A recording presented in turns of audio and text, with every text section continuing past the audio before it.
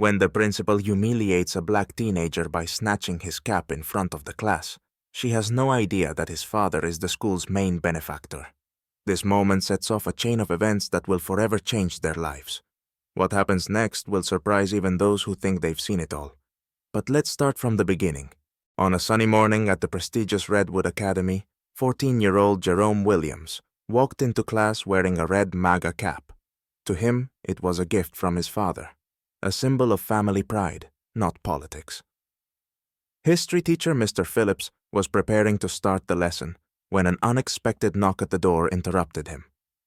The school principal, Susan Clark, entered with a look of clear disapproval on her face. Her gaze immediately landed on Jerome. Stopping in front of the class, she glared at him and asked sharply, "Jerome, you know the rules, don't you? Take off that cap. It's inappropriate here." Jerome frowned, confused. "It's just a cap, ma'am. It's a gift from my dad." Clark stepped closer, her entire demeanor signaling that she wouldn't tolerate defiance. "At this school, we don't allow symbols that might cause division. Take it off. Now." When Jerome didn't move, she approached him, and before he could say another word, she snatched the cap off his head. "Next time, think twice before wearing something like this," she announced loudly, addressing the entire class. The room froze in silence. Jerome flushed with humiliation, but refused to break. He looked up at the principal, his voice trembling as he tried to suppress his emotions. "You had no right to do that." Clark shot him a cold look. "You can discuss this with the administration after class," she said curtly, walking out of the room with the cap in hand. As soon as the door closed behind her, the class erupted into whispers. Some classmates felt bad for Jerome, while others laughed at the spectacle. Jerome sat quietly, teeth clenched, his face burning with shame. Inside, however, he knew this was only the beginning of a much larger confrontation. By recess, news of the incident with Jerome had spread throughout the entire school. Students shared their versions of the story. Some criticized the principal, while others mocked Jerome. A few even took photos of his humiliated face and began posting on social media with captions like, "Too bold for his cap." Despite feeling crushed, Jerome mustered his courage and called his father. "Dad, the principal snatched my cap off in front of the whole class. She said it was unacceptable." On the other end of the line, Curtis Williams was silent for a few seconds. When he finally spoke, his voice was cold and resolute. "I'll be contacting the administration.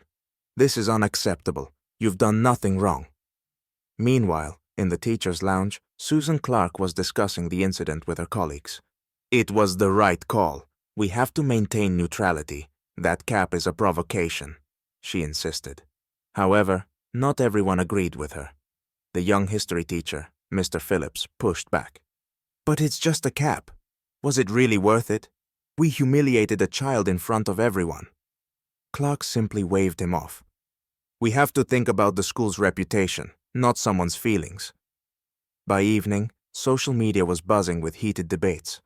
A video of the incident, recorded by one of the students, had gone viral. Comments poured in. Why did the principal feel the need to humiliate a boy? Discrimination or a fight against symbols? Curtis, meanwhile, wasted no time.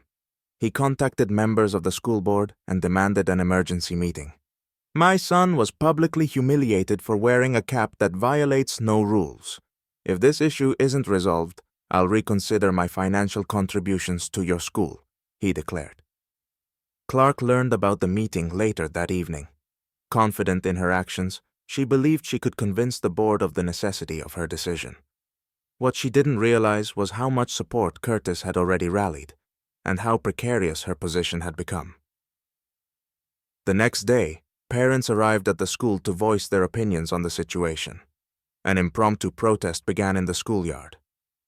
Jerome, watching it all unfold from a classroom window, felt a growing wave of change brewing, one that might turn everything upside down.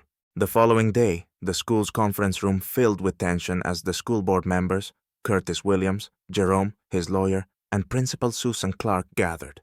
The atmosphere was palpable, and the voices of protesting parents and students outside could be heard through the windows.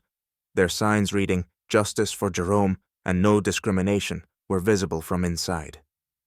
Curtis began to speak, his voice calm but piercing. In the past 5 years, I've invested more money into this school than all your grants combined. I did this to provide children, including my son, a place where they would be respected and supported. Instead, my son was publicly humiliated. Clark, seated across from him, couldn't hold back. This was about maintaining order. Your cap, your son's cap, was provoking division. Division? Curtis interrupted, his voice rising. Or was it your prejudice? You snatched the cap off my son's head without even hearing him out. You acted based on what you saw, his skin color and a political symbol. The room grew silent. The board members exchanged glances, unsure of where this conversation was headed. Clark flushed with anger. It was about neutrality. We cannot allow political symbols to disrupt the learning environment. But it was you who disrupted it with your actions, Curtis's lawyer interjected sharply. You humiliated a child in front of his peers, denying him basic respect.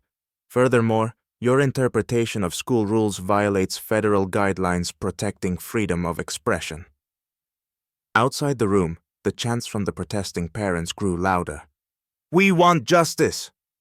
Jerome, sitting quietly beside his father, finally spoke up, his voice firm and steady. I didn't wear that cap to provoke anyone. It reminded me of my dad and the values our family holds dear. But instead of speaking to me, you humiliated me in front of my friends. His words hung in the air. A board member, Mr. Hendricks, cleared his throat and turned to Clark. Ms. Clark, given the circumstances, your actions appear, at the very least, unprofessional. Clark opened her mouth to respond, but the door to the room suddenly burst open. A young history teacher, Miss Rachel, entered holding a piece of paper. Excuse me for interrupting, but this is important. Yesterday, the students of this school gathered a petition in support of Jerome. There are over 100 signatures here. Clark paled. The board members exchanged whispered conversations as the noise of the protest outside grew louder. Everyone in the room could sense the gravity of the moment and the far-reaching implications of the decision that would be made. The board chairman rose to his feet and spoke decisively. We must suspend Principal Clark's authority pending further investigation. Clark's face froze in a mask of rage and shock. Curtis, Jerome, and their lawyer left the room to the sound of applause from the crowd outside. Even after the board meeting, the school remained abuzz with discussions.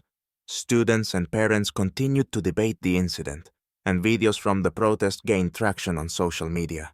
Jerome became a symbol of the fight for justice, even though he hadn't yet fully grasped how much his life and the school had changed. Clark, temporarily suspended from her position, went home seething with anger.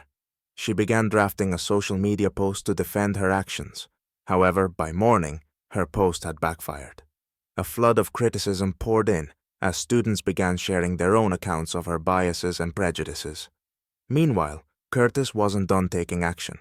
He organized a meeting with other major school donors and proposed mandatory training sessions on inclusion and respect.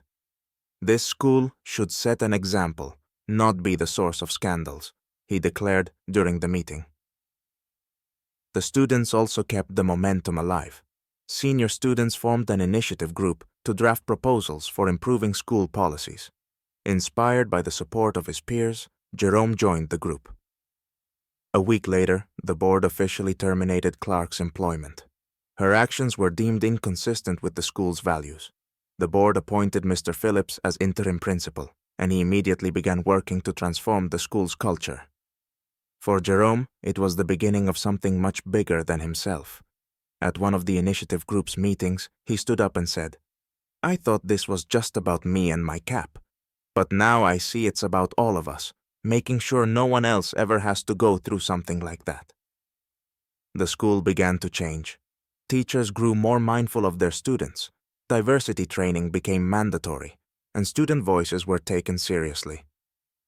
A few months later, Curtis stopped by the new principal's office and noticed a flyer on the desk. Cultural Unity Festival.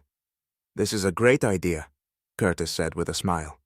Meanwhile, Jerome, wearing his MAGA cap once again, walked over to his best friend and said, Now I know what matters most, It's not what you wear, but what you stand for.